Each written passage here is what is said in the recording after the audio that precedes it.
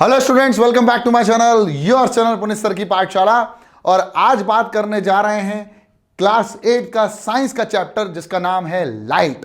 जी हाँ, very important chapter as far as class 8, 10th and 12th is concern. ठीक है, तो बिना देरी किए इस लेक्चर को शुरू करते हैं। तो इस लेक्चर में आज है ना, हम कुछ कमेंट्स पढ़ते पढ़ते इस वीडियो को आगे बढ़ाएंगे। तो सबसे पहला कमेंट जो हमारे पास आ गया है वो है राजवीर सिंह की तरफ से, जिसने मुझे बोला है very very thank you sir for teaching us. Class 8 का बच्चा है ये। और एक और है Bahadur Nehwal, thank you my dear sir. तो thank you my dear student. तो मेरे प्यारे बच्चों, आज हम बात करने जा रहे हैं क्लास 8 का लाइट का चैप्टर। लाइट चैप्टर साइंस का बहुत इंपॉर्टेंट चैप्टर है। क्यों? क्योंकि आज हम बात करेंगे इसके बेसिक्स की, और आज हम बात करेंगे अंडरस्टैंडिंग ऑफ लाइट की। क्या होती है अंडरस्टैंडिंग ऑफ लाइट, क्या होता है रेक्टिलिनियर प्रोपोगेशन ऑफ लाइट, ये हमारे आज के गोल एम उद्देश्य है। फिर बात करेंगे रिफ्लेक्शन और making of a plane mirror, और हो सका तो इसके आगे। शुरू करें? तो यार देखो यार, अगर यहां पर लाइट ना हो तो मुझे आप क्लियरली नहीं देख पाएंगे, और लाइट अगर ना हो तो डेफिनेटली मैं किसी चीज को क्लियरली नहीं देख पाऊंगा। तो देखने के लिए, किसी भी चीज को देखने के लिए हमें दो चीजों की आवश्यकता होती है। पहली चीज है बहुत खूबसूरत सी आंखें जो भगवान ने हमको खुद से दी है, और दूसरी इंपॉर्टेंट चीज जो है लाइट, जिसकी मदद से दोनों का कोलैबोरेशन होता है, आंखों का और लाइट का, और जिसकी मदद से हम किसी भी चीज को बहुत खूबसूरती से देख सकते हैं, है ना। अब होता क्या है कि इन दोनों में से किसी भी एक चीज का गोल होना, लाइट का गोल होना या आंखों का गोल हो जाना, हमें विजन नहीं दे सकता। इसका मतलब यह है कि हमारा पूरा जीवन अंधकार से भर जाएगा। किससे भर जाएगा? अंधकार से। जिस तरह की स्लाइड है ना, उस तरह से जीवन भर जाएगा। और अगर लाइट ना हो और तुमने आंखें खोलने की कोशिश करी तो तुमको तब भी कछु नहीं दिखेगा। तो देखने के लिए दो चीजों की आवश्यकता है, एक तो है लाइट और एक है हमारी ये खूबसूरत सी आंखें, जो इस खूबसूरत सी दुनिया को खूबसूरती से निहारने में आपकी मदद करती है। लेकिन अब क्या हो कि तुमने अपने घर में जो स्विच है उसको ऑन कर दिया और लाइट आ गई, आर्टिफिशियली आई, क्योंकि हमारे पास एक अल्टीमेट सोर्स है लाइट का, जो कि है क्या है? सन है। Sun is the ultimate source of light. लेकिन अगर सन छुप जाता है, सन चला जाता है कहीं, तो फिर हमको किसकी जरूरत पड़ती है? आर्टिफिशियल लाइट्स की जरूरत पड़ती है। तो मैंने आर्टिफिशियल लाइट, और पूरा जीवन हमारा जो अंधकार से भरा हुआ था अब उजालेमय हो गया है। जैसे दीपावली का जो फेस्टिवल होता है वो कैसा होता है? Festival of light. ठीक है, फेस्टिवल कलर तो होता है होली। हाँ ठीक है, होली कब है? तो light is needed to make an object visible. तो लाइट जहां से आती है वो होता है सोर्स से लाइट आई। अब लाइट कैसे आ रही है, किस फॉर्म में आ रही है, वो बात हम बाद में करेंगे। तो पहले लाइट आई, फिर किसी ऑब्जेक्ट पर आई और क्या हुई? रिफ्लेक्ट हुई। अब ये रिफ्लेक्शन भी पढ़ने वाले हैं। तो लाइट आई, बाउंस करी बैक किसी ऑब्जेक्ट से, और वो कहां चली गई? हमारी आंखों के अंदर, और हम किसी ऑब्जेक्ट को बहुत खूबसूरती से देख सकते हैं। इसका सिंपल सा एक अर्थ होता है कि लाइट और आंखें दोनों मिलकर ही हमको किसी भी ऑब्जेक्ट का सेंस ऑफ विजन दे सकते हैं। जस्ट लाइक दिस, कि लाइट सोर्स से आई, टकराई और हमारी आंखों में गई और किसी और ऑब्जेक्ट के पार गई, एन ऑब्जेक्ट इज विजिबल। कैसे विजिबल था हमारे लिए? तो भैया लाइट क्या था? लाइट क्या है? लाइट आपके लिए क्या है? लाइट मेरे लिए क्या हो सकता है? Light is nothing but the form of energy. Light क्या है मेरे लिए? Light is nothing but a form of energy, जो कि हमको क्या प्रोड्यूस करके दे सकता है?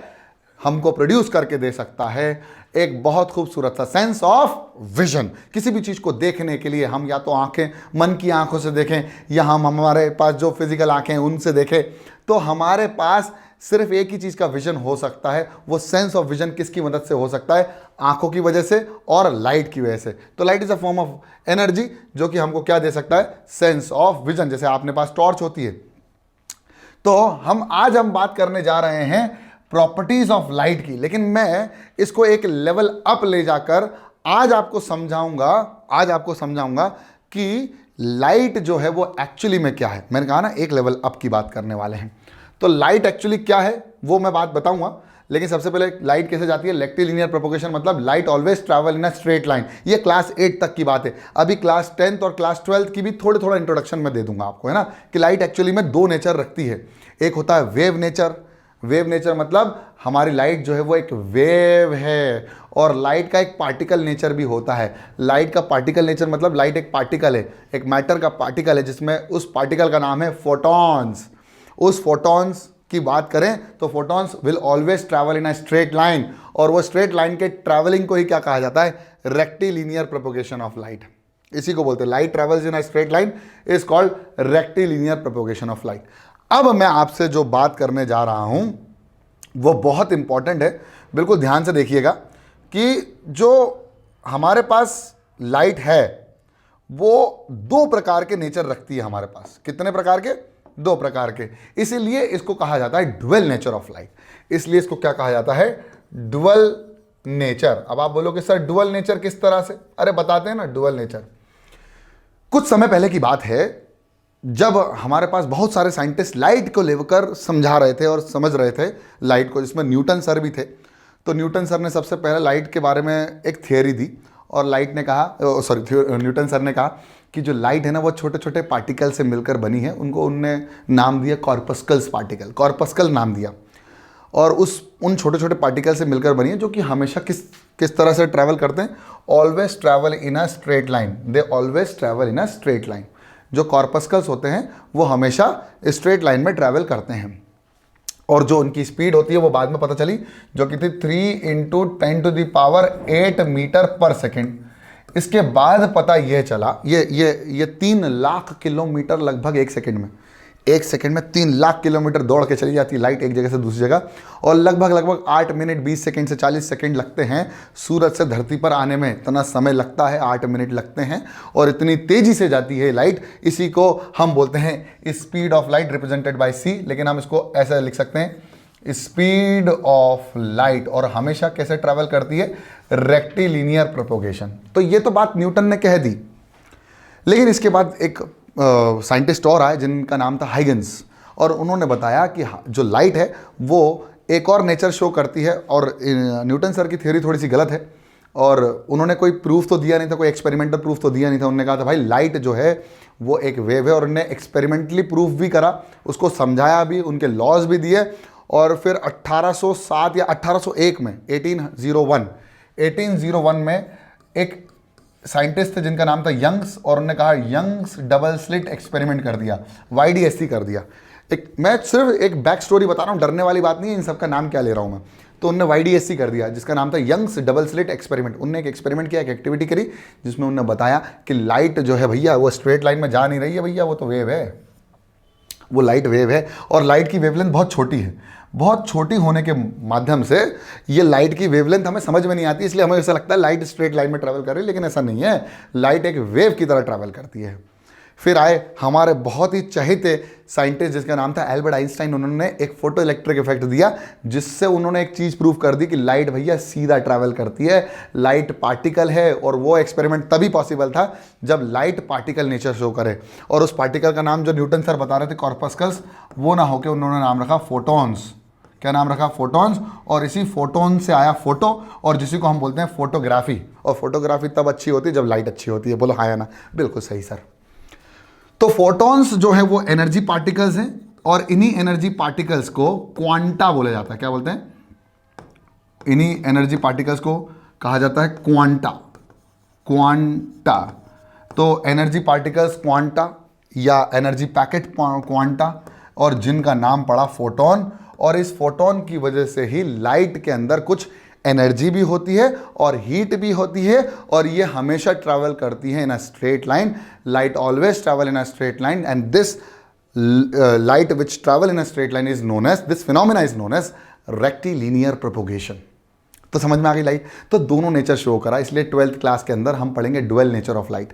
इस क्लास में हम पार्टिकल नेचर पढ़ रहे हैं, जिसका मतलब लाइट क्या है, एक स्ट्रेट लाइन में ट्रैवल करती है, जो कि क्या है, फोटोन जिसके अंदर होते हैं, उनके अंदर कुछ एनर्जी भी होती है, हीट भी होती है, और ये हमेशा स्ट्रेट लाइन में ट्रैवल करते हैं with the speed of 3 × 10⁸ metre per second.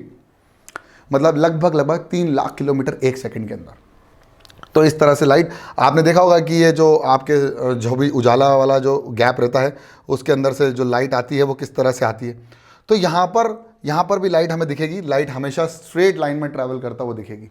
ठीक है, इसी को बोलते हैं light travelling in straight line is called rectilinear propagation of light.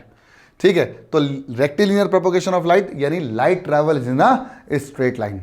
फिर एक और बात थी कि लाइट को कोई भी मीडियम की आवश्यकता नहीं होती है एक जगह से दूसरी जगह जाने के लिए। Light doesn't require any medium to travel from one point to another point. मतलब तुम्हें जैसे जरूरत होती है ना रोड की, एयर की, वाटर की, बस की, गाड़ी की, पैदल जाने की, वो लाइट वाइट को कछु जरूरत नहीं भैया। इधर से उधर जाना है कोई दिक्कत नहीं, हम अपने आप चले जाएंगे। हमें कोई ज़रूरत नहीं है किसी भी चीज़ की जो हमको एक जगह से दूसरी जगह लेके जाए। लेकिन साउंड की बात करें तो साउंड क्या करता है, साउंड को मीडियम की आवश्यकता होती है। Sound requires medium to travel from one point to another point. तो साउंड एक अलग एनर्जी है और लाइट एक अलग एनर्जी है, और लाइट एक वेव भी है। इसलिए इसको बोला जाता है, बहुत हायर लैंग्वेज में अगर देखा जाए तो हम उसको बोलते हैं इलेक्ट्रोमैग्नेटिक वेव। क्या बोलते हैं, लाइट को हम बोलते हैं इलेक्ट्रोमैग्नेटिक वेव। लाइट का नाम है इलेक्ट्रोमैग्नेटिक वेव। वैसे लाइट पार्टिकल भी है, फोटोन भी है। लाइट के अंदर फोटोन्स होते हैं, लाइट के अंदर एनर्जी होती है। एनर्जी पार्टिकल्स क्वांटा बोला जाता है, always travel in a straight line. लेकिन लाइट एक इलेक्ट्रोमैग्नेटिक वेव है जो कि वेव की तरह आगे बढ़ती है, स्ट्रेट लाइन की तरह आगे नहीं बढ़ती। लेकिन इसकी वेवलेंथ बहुत छोटी होती है कि दूर से देखने पर लाइट ऐसे सीधे जाती है। अब वेवलेंथ क्या होती है इसको साउंड में बहुत अच्छे से पढ़ोगे आप, चिंता मत करो, ठीक है ना। और इसके बाद हमारे पास जो नेक्स्ट प्रॉपर्टी आती है उसको हम बोलते हैं रिफ्लेक्शन ऑफ लाइट। अब लाइट स्ट्रेट चली गई, लाइट को ना मीडियम की आवश्यकता है एक जगह से दूसरी जगह जाने के लिए। लाइट हमेशा कैसे जाती है, स्ट्रेट लाइन में जाती है। दूसरी चीज़, लाइट हमेशा किसी भी एक ऐसे ऑब्जेक्ट से टकरा के वापस आ जाती है। मान लीजिए लाइट जा रही है और किसी ऑब्जेक्ट से टकराई और वापस चली आ गई, तो वापस आने को ही क्या बोलते हैं, बाउंस बैक, और उसी बाउंस बैक को क्या बोलते हैं, रिफ्लेक्शन। लेकिन हमारे पास ऐसे तीन तरह के ऑब्जेक्ट्स मिलते हैं। तो पहला हमारे पास ऑब्जेक्ट जो होता है जिससे लाइट एनकाउंटर करती है, लाइट मिलती है, वो है ट्रांसपेरेंट। क्या है, ट्रांसपेरेंट। ट्रांसपेरेंट ऑब्जेक्ट्स होते हैं, या ट्रांसपेरेंट को हम मीडियम भी बोल सकते हैं। ये होता है ट्रांसपेरेंट मीडियम, ठीक है। दूसरा क्या हो सकता है, सोच के देखो। दूसरा होता है ट्रांसल्यूसेंट। कैसा होता है, ट्रांसल्यूसेंट। ट्रांसल्यूसेंट होता है। और तीसरा मीडियम होता है ओपेक मीडियम। कैसा होता है, ओपेक मीडियम। आप बोलोगे सर तीनों मीडियम में अंतर क्या है, आप समझ सकते होंगे। ट्रांसपेरेंट कवर आपने देखा होगा, ठीक है। तो ट्रांसपेरेंट क्या होता है, आर पार देख सकना, यानी लाइट किसी मीडियम के आर पार निकल जाए तो उस मीडियम को हम क्या बोलते हैं, ट्रांसपेरेंट मीडियम। फिर ऐसी लाइट जो किसी मीडियम के आर पार ना जा सकती हो उसको बोलते हैं ओपेक, और कुछ चली जाए, कुछ टकरा जाए, उसको बोलते हैं ट्रांसल्यूसेंट। जब हमको दोनों चीज़ें देखने को मिलती हैं, जस्ट लाइक आप कार देख रहे हो, कार खड़ी हुई है, तो कार के कांच में आप देखोगे तो आपको अपना रिफ्लेक्शन भी दिखेगा, मतलब अपनी परछाई भी दिखेगी, और अंदर क्या रखा हुआ वो भी दिखेगा। तो वहाँ ट्रांसल्यूसेंट वाला कार्यक्रम आ गया। लेकिन कभी कभी ऐसा होता है, एक ऐसा कांच होता है जिसमें आपको अपना रिफ्लेक्शन नहीं दिखता, सिर्फ आर पार का ही दिखता है, तो वो होता है ट्रांसपेरेंट कंप्लीटली। और ओपेक जैसे मिरर्स, तो मिरर में आप अपने आप को देखोगे तो आर पार का नहीं दिखेगा, मतलब लाइट ट्रैवल नहीं कर पा रही है into the medium. It means that light is bouncing back of light is known as reflection of light, and that is known as reflection of light. इसका मतलब लाइट टकरा के वापस आ रही है। क्लियर है, हाँ क्लियर तो होना चाहिए, नहीं हो तो कमेंट बॉक्स में कर देना, कमेंट तो पढ़ ही रहा हूं मैं इस क्लास में। इसके बाद देखिए, लाइट आई, टकराई और चली गई। तो मिरर में अधिकतर ऐसा हम लोग रिफ्लेक्शन वाला काम करते हैं, जिसमें लाइट आती है, टकराती है और वापस उसी मीडियम में चली जाती है। तो इसी टकराने को क्या बोला जाता है, रिफ्लेक्शन ऑफ लाइट। अब सुनो, ये जो है ना हमारे पास, इसको हम बोलते हैं सोर्स। सोर्स जहां से लाइट प्रोड्यूस हो रही है या लाइट आ रही है, और उस सोर्स से जो रे निकलती है, उस सोर्स से जो रे निकलती है। अब हम सोचते हैं कि भैया ये हमारा सन है, इस सन से जो फोटोन निकला वो सीधा गया, तो उस एक फोटोन की वजह से जो एक पाथ बना है उसको हम बोलते हैं रे ऑफ लाइट। क्या बोलते हैं, रे ऑफ लाइट। और बहुत सारे पाथ बन जाए, यानी बहुत सारे फोटोन मिले, तो इसको हम बोलते हैं बीम ऑफ लाइट। क्या बोलते हैं, बीम ऑफ लाइट, मेरे प्यारे बच्चों। तो जिस लाइट जिस ऑब्जेक्ट से निकलेगी या सोर्स से निकलेगी, उस रे को क्या बोलेंगे, इंसिडेंट रे। फिर वही इंसिडेंट रे किसी सरफेस पर जाकर टकरा के वापस आ जाए, तो इसी को बोलते हैं जाना, टकराना और वापस आ जाना, इसको बोलते हैं बाउंसिंग बैक। और इसी बाउंसिंग बैक की वजह से जो इंसिडेंट रे बन जाती है वो क्या बन जाती है, रिफ्लेक्टेड रे। क्या बन जाती है, रिफ्लेक्टेड रे। और ये होता है mirror, and this phenomena is known as reflection of light. इसी को क्या कहा जाता है, रिफ्लेक्शन ऑफ लाइट। बहुत खूबसूरत। अगला टॉपिक जो मेरा थर्ड टॉपिक था, जो मेरा आज का एम था, वो था मेरे ख्याल से making of a plane mirror. Very nice, बहुत अच्छे से sir. Making of a plane mirror, कैसे हम प्लेन मिरर को बना सकते हैं। लेकिन उसके पहले आज हम पहले तो कमेंट पढ़ लेते हैं बहुत अच्छे से। तो जो कमेंट की नेक्स्ट कमेंट जो मैं ले रहा हूँ वो ले रहा हूँ, अरे हैप्पी दिवाली, हैप्पी दिवाली। तो मोन्या अग्नू और एक है चित्रा राठी जो कि है, उसने मेरे को कमेंट किया है सर हैप्पी दिवाली सर, ठीक है। साइमा खातून thank you sir for giving this lecture. Pankaj Gupta happy Diwali sir, आप ऐसे ही वीडियो बनाते रहो और हमारे मार्क्स इंप्रूव करते रहो। Thank you so much for this love. Rohit Mishra sir, love the animation and representation of the concepts. Thank you so much for this. मेहनत लगती है, कुछ लोगों की टीम लगती है, कुछ लोगों को हायर करना पड़ता है, तब जाके अच्छा अच्छा कंटेंट बन पाता है, पीपीडीज बन पाती हैं। तो this is all because of your motivation बच्चों। बिना आपके मोटिवेशन के हमारी टीम काम नहीं कर सकती, ठीक है। हम तो यहाँ पढ़ाने के लिए, रिप्रेजेंट करने के लिए, लेकिन जो इसके पीछे खड़े हुए लोग जो है ना, वो बहुत इंपॉर्टेंट है मेरे लिए, उतने ही जितने आप मेरे लिए इंपॉर्टेंट हैं। क्योंकि उनकी वजह से मैं कंटेंट बना पाता हूँ, डिलीवर कर पाता हूँ, और आप जो हैं उस कंटेंट को देखकर रिव्यू देते हैं कि सर कमेंट ये अच्छा लगा, ठीक है, अच्छी बात है। तो थैंक यू सो मच। एक कमेंट और पढ़ लेता हूँ। दिशा चौहान, आपको भी दीपावली की हार्दिक शुभकामनाएं। Thank you so much for this videos. और एक और है, keep making your class algebraic expression is very good for full support. Full support sir, thank you भैया, full support, thank you, and I am waiting for your support only, ठीक है। जो जो comment करना चाहता है कमेंट कर दो। बहुत शानदार। Making of a plane mirror, अब कैसे बनता है प्लेन मिरर वो देख लेते हैं। तो सबसे पहले हमको एक ग्लास लेना पड़ता है। देखो क्या होता है, प्लेन मिरर में ग्लास लिया जाता है और पीछे सिल्वर कोटिंग की जाती है। एक ग्लास के एक साइड में सिल्वर कोटिंग कर दी जाती है। तो जो सिल्वर कोटिंग की जाती है उसको प्रोटेक्ट करने के लिए एक और पेंट कर दिया जाता है, रेड कलर का, ब्लू कलर का, डिपेंडिंग कि कैसा करना है हमको, ठीक है। हम ज़्यादातर डार्क कलर का इस्तेमाल करते हैं, ठीक है। हमने यहाँ रेड लिखा है, ठीक है। फिर जब उसकी तरफ जाते हो, उसके दूसरे बैक साइड जाते हो, तो वो जो जो जो स्मूथ सरफेस हो जाता है, शाइनी सरफेस हो जाता है, उसको हम बोलते हैं रिफ्लेक्टिंग सरफेस। और वहीं से आप अपने आप को देखते हैं, पीछे आपको कुछ नहीं दिखता। इसका मतलब ये है कि जो हमारे पास सिल्वर कोटिंग है, वो उसका रीज़न ये था सिल्वर कोटिंग करने का, क्योंकि जो हमारे पास जितने भी मेटल्स होते हैं वो बहुत अच्छा शाइन करते हैं, रिफ्लेक्टर बहुत अच्छे से होते हैं, रिफ्लेक्ट बहुत अच्छे से होते हैं। इसलिए मिरर बनाने के लिए हमने किसका इस्तेमाल किया, सिल्वर कोटिंग का। तो देखो, तो हमने ग्लास लिया, नॉर्मल ग्लास लिया, और यहाँ पर हमने पीछे क्या कर दिया, सिल्वर कोटिंग कर दिया। It is coated with the thin reflecting layer of silver to make a opaque surface. मतलब लाइट जा ही नहीं पाए, रिफ्लेक्ट होकर आ जाए। गुड रिफ्लेक्टर्स, जो भी हमारे पास मेटल्स होते हैं वो गुड रिफ्लेक्टर्स होते हैं ना, ठीक है। तो silver metal is one of the best reflectors of the light, जो मैंने आपको बताया अभी। और इसके पीछे हम लोग है ना एक कलर कर देते हैं to protect the silver coating, painted by the red colour, blue colour, whatever the colour, but it should be a dark colour. Okay, now अब हमारे पास दो हिस्से हो गए प्लेन मिरर के। कैसे? एक तो हो गया हमारे पास कोटेड सरफेस और एक हो गया रिफ्लेक्टिंग सरफेस, जहां आपको सिल्वर रिफ्लेक्टिंग दिखती है, तो जो रिफ्लेक्शन होता है उसकी वजह से आप अपनी इमेज को देख पाते हैं। लेकिन जब आप पीछे जाते हैं तो आपको कुछ नहीं दिखता है, क्योंकि वो रिफ्लेक्शन प्रॉपर तरीके से रिफ्लेक्ट नहीं करते हैं, ठीक है। तो आपको दो दिख गए यहाँ पर पहलू। तो इसको बोलते हैं रिफ्लेक्टिंग सरफेस, पीछे वाले को बोलते हैं कोटेड सरफेस। और इसको रिप्रेजेंट करते हैं इस तरह से कि एक मिरर बनाया, ठीक है। उसके बाद यहाँ पर पहले तो एक मिरर बना दिया, फिर यहाँ पीछे जो हमने कोटिंग करी है, तो उस कोटिंग की वजह से हमारा ये वाला हिस्सा जो हो गया वो रिफ्लेक्टिंग सरफेस हो गया। इसको हम बोलते हैं रिफ्लेक्टिंग सरफेस, ठीक है। और इसको हम बोलते हैं कोटेड सरफेस। और इसकी वजह से, और यहाँ हमारा ऑब्जेक्ट खड़ा होता है, अगर हम इसके सामने खड़े होंगे तभी हम अपनी इमेज को देख पाएंगे।